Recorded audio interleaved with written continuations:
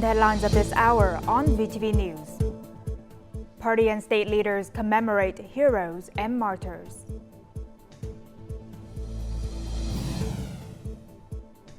And we'll see how Vietnam is making a shift to green agricultural exports. In our world news, the 25th ASEAN +3 Foreign Ministers meeting convenes in Vientiane.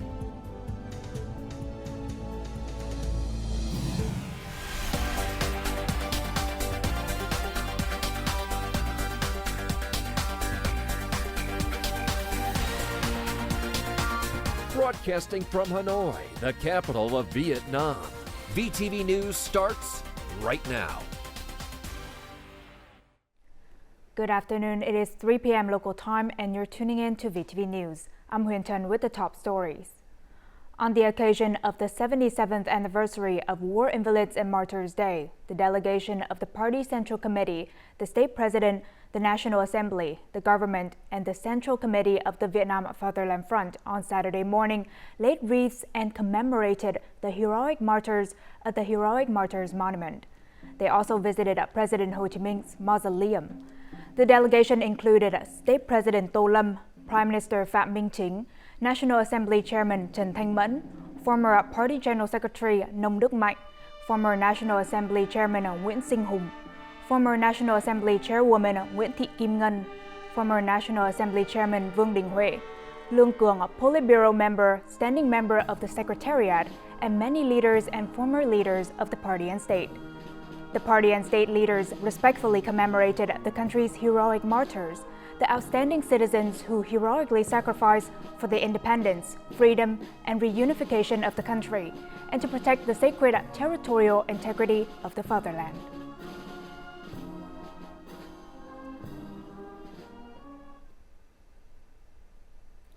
Now, the World Bank has pledged $350 million in loans to help Vietnam develop 1 million hectares of low-carbon, high-quality rice associated with green growth in 12 Mekong Delta localities. The first pilot project, which grew rice on 50 hectares in the Mekong Delta city of Cần Thơ, has proven effective. It helped reduce greenhouse gas emissions by 2 to 6 tons per hectare and significantly improve farmers' livelihoods. Lee Go, a senior agriculture economist in the South Asia region of the World Bank, highly appreciated the encouraging results of the pilot project. He said the World Bank is coordinating with the Ministry of Agriculture and Rural Development of Vietnam and the International Rice Research Institute to provide financial and technical resources for Vietnam's 1 million hectare project. Now, according to Lee, the project in 12 Mekong Delta localities will meet 3 objectives: raising farmers' income, enhancing the competitiveness of Vietnam's rice industry value chain, and addressing climate change challenges in Vietnam and globally.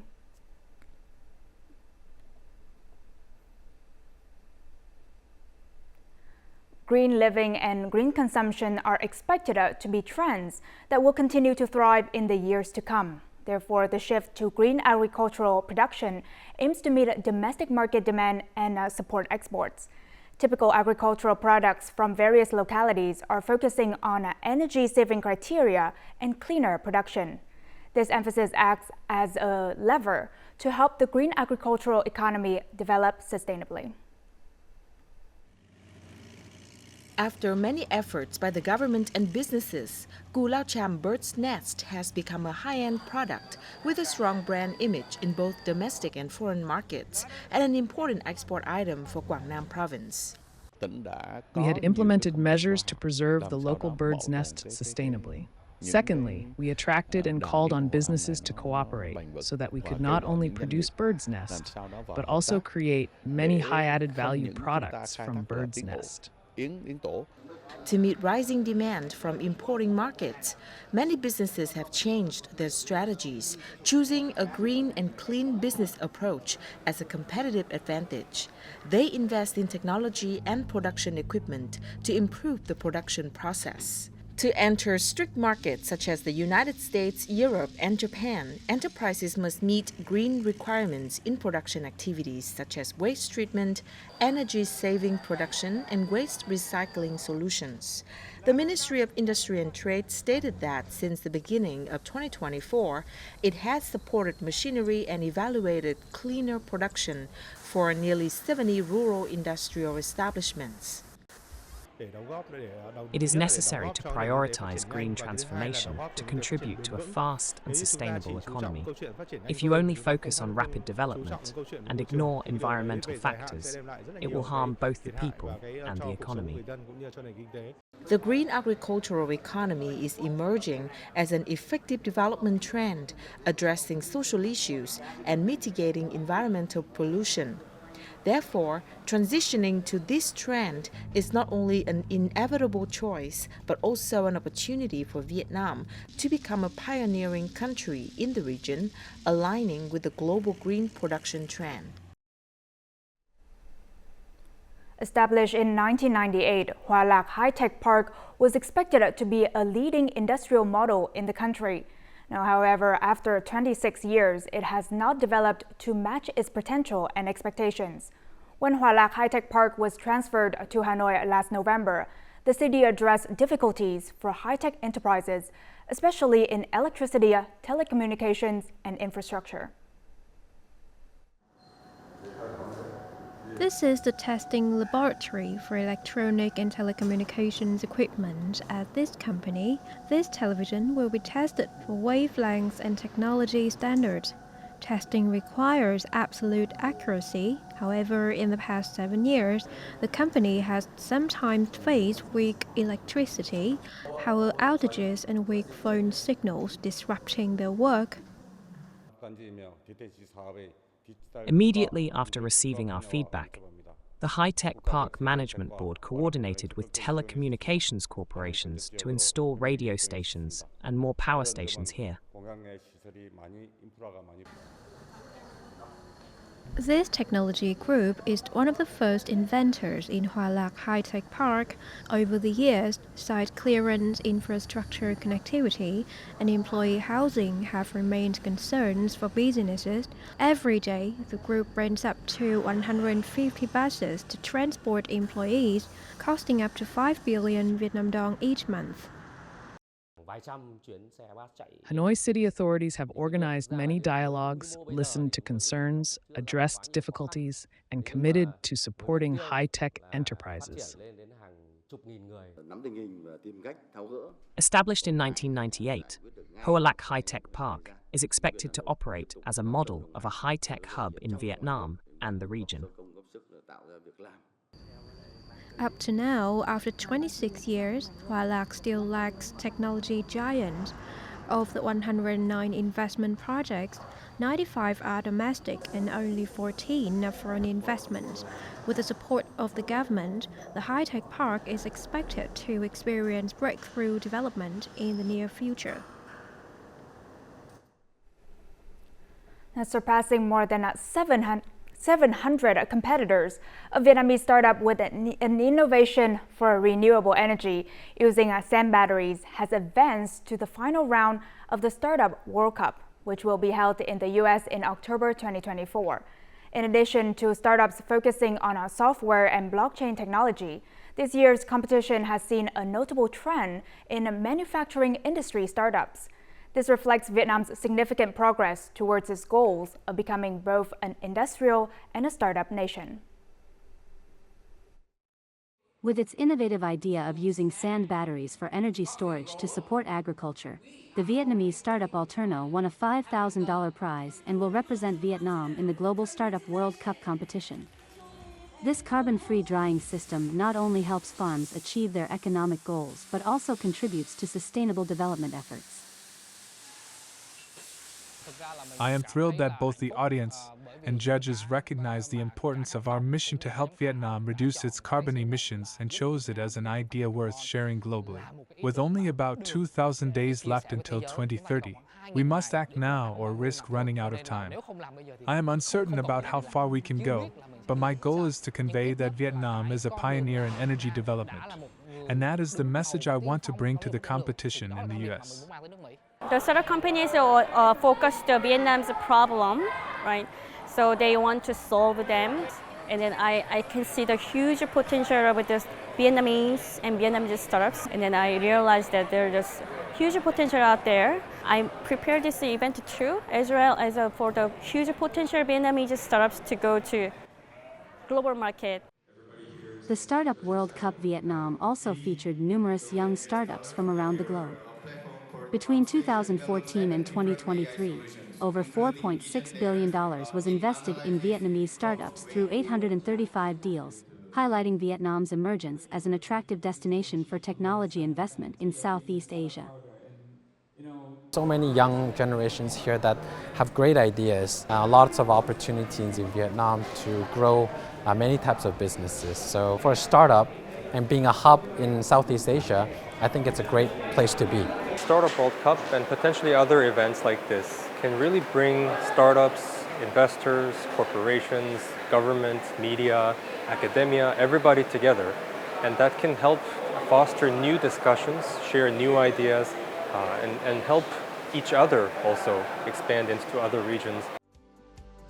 The Startup World Cup is one of the world's premier startup competitions, established in 2017, with regional rounds held in about 45 countries and territories.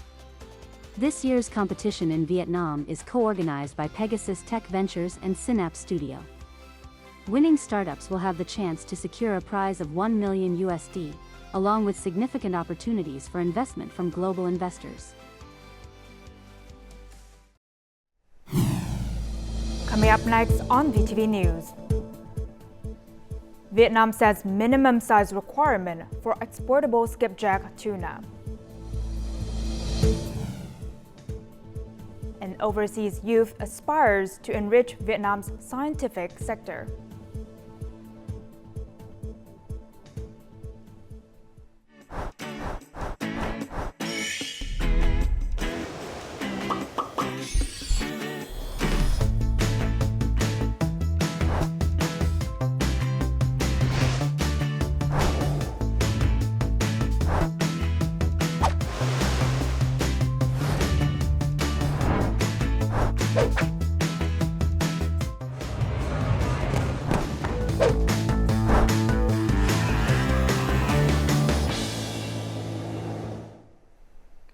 Welcome back to VTV News. Now the rain has stopped in Mường Pồn Commune, Điện Biên District, Điện Biên Province.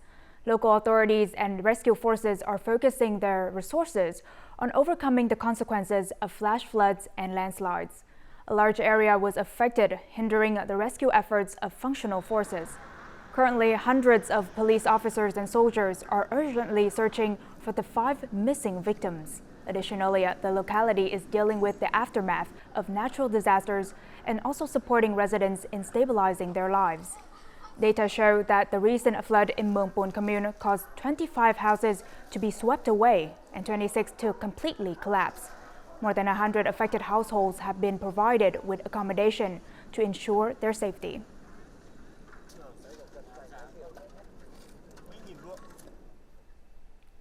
In recent days, continuous heavy rains accompanied by thunderstorms have caused many roofs to be blown off and traffic structures to collapse in the Mekong Delta, resulting in damage worth billions of Vietnam dong. In Bạc Liêu Province, heavy rains and thunderstorms damaged 5 houses and broke 1 telecommunications transmission tower. Meanwhile, in Vị Thủy District, Hậu Giang Province, 32 houses collapsed or had their roofs blown off. The total damage is estimated at more than $39.5 thousand US. A similar situation occurred in Khánh Tiến Commune, Cà Mau Province, and Duyên Hải Commune, Trà Vinh Province.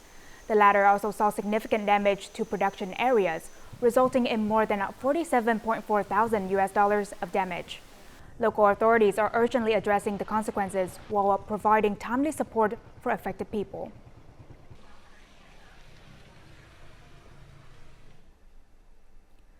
There are still more than 100 fishing vessels under 50 meters in length in Bình Định Province that have not installed a voyage monitoring device. As such, their licenses have been temporarily revoked. The Provincial Department of Agriculture and Rural Development also requested that the southern provinces coordinate to prevent this group of fishing vessels from leaving the port and exploiting aquatic resources. Previously, Bình Định had revoked the licenses of 190 fishing vessels. However, up to now, 81 vessels have fixed their shortcomings and been relicensed.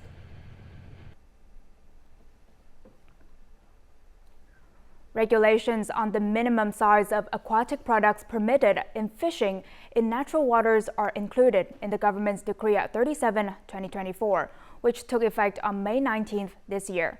Now, according to the new regulations, the minimum length allowed for catching a skipjack tuna is set at 500 millimeters, while the regulations aim to protect tuna populations, especially a small tuna, from overfishing.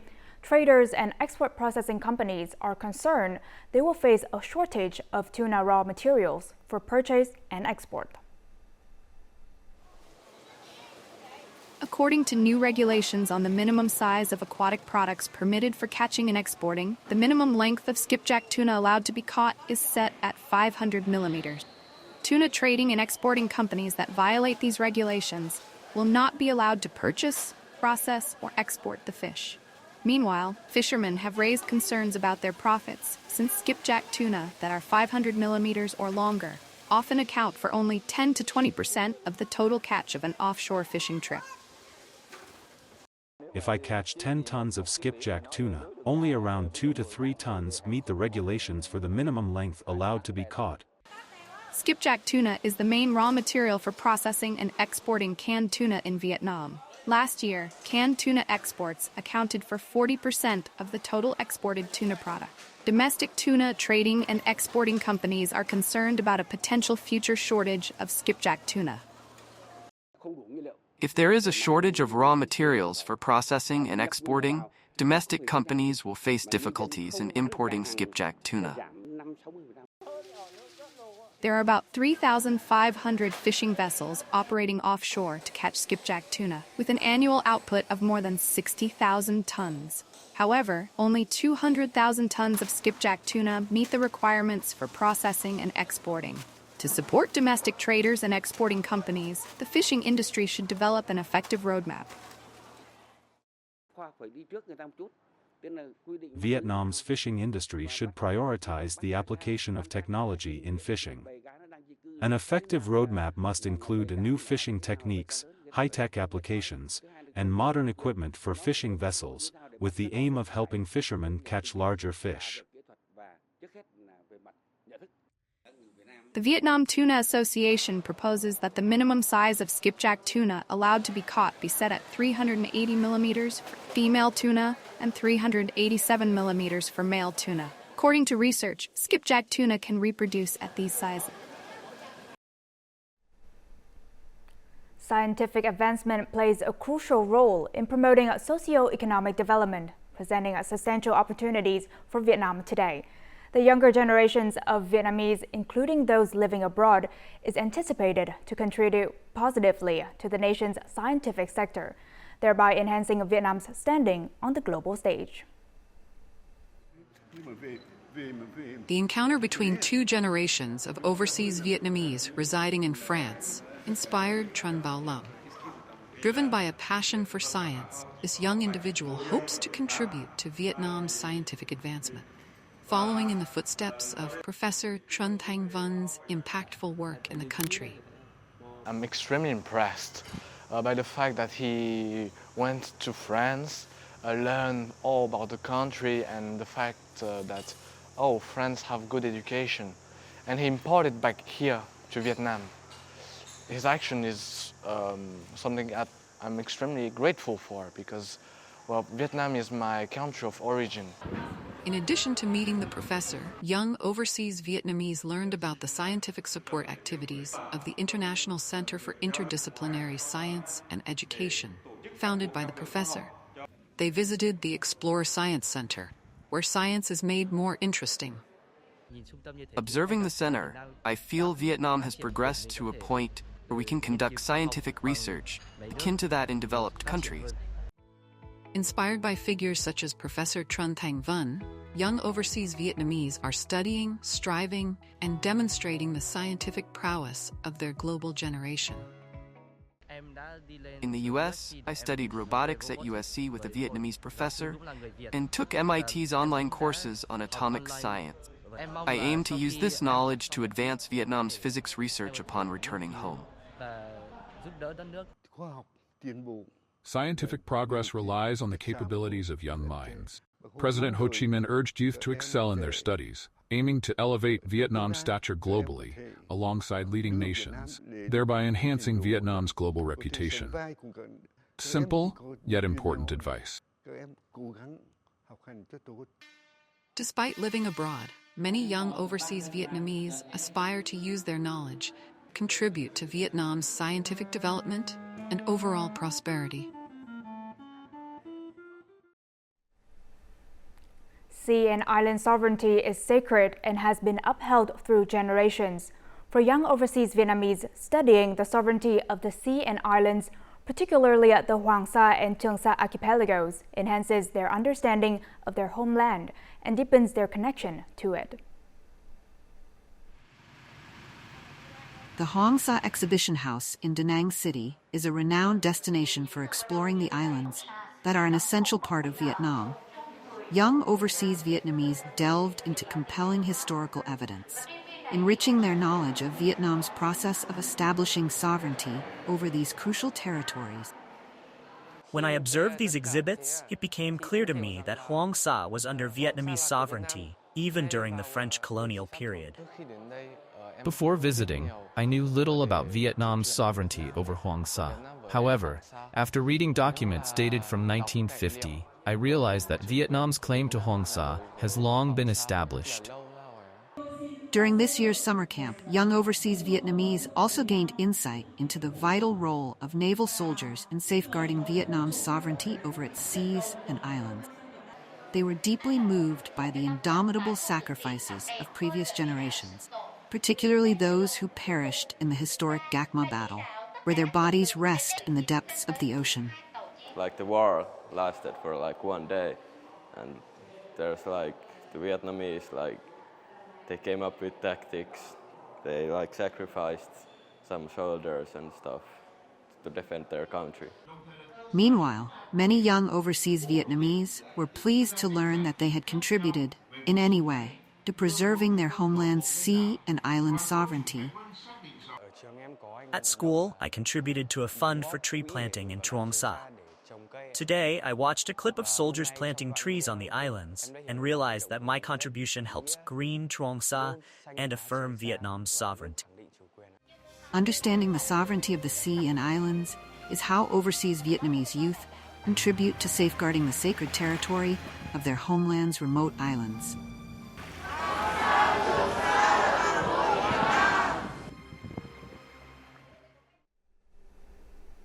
Although the war has been over for nearly half a century, according to data from the Ministry of National Defense, there are still nearly 200,000 martyrs whose remains have not been found nationwide. Over the past many years, the party, the state, and all levels of government have paid special attention to and promoted the search and collection of martyrs' remains.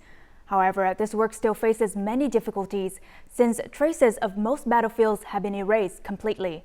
To search for the remains of Vietnamese martyrs buried by the U.S. military in mass graves, a groundbreaking research method has been developed and applied by a research team consisting of members from both Vietnam and the United States, initially bringing about significant results. Vịnh Bridge Hamlet, Châu Thành District, Tây Ninh Province was the location of a fierce battle in 1969. According to witnesses, here lies a mass grave that buried more than 300 Vietnamese martyrs. We can be sure that the grave is located right where I am standing, between the garden and this road. The new analysis method is based on exploiting reconnaissance satellite images. Along with the American veterans, the research team of the Vietnam Martyr Families Support Association used complex algorithms to match initial witness-provided images. then comparing landmarks to pinpoint the area for focused search efforts. This task requires meticulous work. Finally, when overlaying the latest satellite images, we can identify the exact position corresponding to structures or landmarks on the ground. Without a doubt, one of the larger graves that I've been personally involved in trying to locate. And also being able to get this information back to these two veterans that were involved in the burial detail. It's a very emotional thing for them too. During the 2017 search at Bien Hoa Air Base, the Dong Nai Provincial Military Command had to search for more than a month before successfully collecting the remains of Vietnamese martyrs. However, since successfully developing this research method, the team has provided valuable information to help shorten the time and successfully collect the remains of hundreds of martyrs at Tây Ninh, Bình Định, and Bình Dương. We think this can be a game changer in terms of finding many more grave sites than were known before. It's the basis for building trust and understanding among our countries and people. Currently, the research team has built 20 record dossiers on search locations for mass graves of Vietnamese martyrs in the provinces of Bình Phước, Bình Dương, Dong Nai, and Tây Ninh. This is an important step forward to soon bring the remains of martyrs back to their families and comrades. Coming up next in our world news. 25th ASEAN +3 Foreign Ministers meeting convenes in Vientiane. And France launches investigation into coordinated sabotage ahead of Paris Olympics.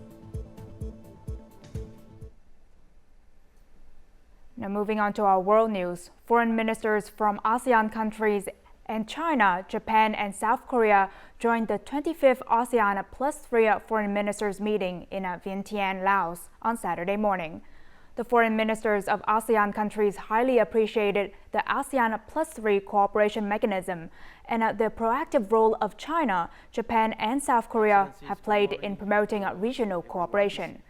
The implementation of the ASEAN +3 Cooperation Work Plan 2023 to 2027 has achieved significant progress and contributed to ensuring regional stability and prosperity, laying the foundation for dialogue and mutual support to overcome challenges and strengthen cooperation in new areas, such as digital transformation, energy, and food security. According to Lao Deputy Prime Minister and Minister of Foreign Affairs Salum Seya Kamasit, the foreign ministers of ASEAN and their partner countries will discuss the ASEAN +3 leaders' statement on enhancing regional supply chain connectivity, which aims to boost economic recovery and make supply chains more resilient and sustainable. France's high-speed train lines were targeted by multiple malicious acts, including arsons, on Friday, in what has been described as coordinated sabotage to disrupt travel ahead of the Paris Olympics opening ceremony. The Paris prosecutors said an investigation has been launched into charges of damaging property and attacking an automated data processing system in an organized gang. France's high-speed rail network was severely affected as the fires paralyzed the train travel to Paris for some 800,000 people across Europe, including athletes. The rail operator said it would have to cancel 25% of its scheduled trains across its European network throughout the weekend. Indonesian President Joko Widodo has announced that his country has launched a golden visa program that allows investors and professionals with coveted skills to stay in the country for 5 or 10 years. The 5-year golden visa requires individual investors to set up a company worth of $2.5 million, while a 10-year visa requires a $5 million investment. Meanwhile, travelers can obtain a 5-year visa by making a $350,000 deposit in a state-owned bank. A 10-year stay will cost a $700,000 deposit. The visas are aimed at attracting high-quality visitors and enabling our foreign nationals to contribute more to the Indonesian economy. Now let's move on to the weather forecast.